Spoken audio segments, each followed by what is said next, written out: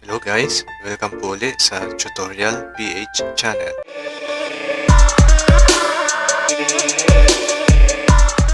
Ayaw ba mag-power on ng Android phone mo? Samantalang kani-kanina lang ay naka-open pa ito. Ito ang isa sa paraan para mag-on muli ang iyong cellphone. Una, i-hold mo yung volume down key kasabay nung power key. Hintayin mo lang mag-power on ang cellphone mo. Kung after ng mga 30 seconds, ayaw pa rin niya mag-open, itry mo naman yung volume up key kasama ng power key. Ayan, sana nakatulong ang video na ito. Salamat po.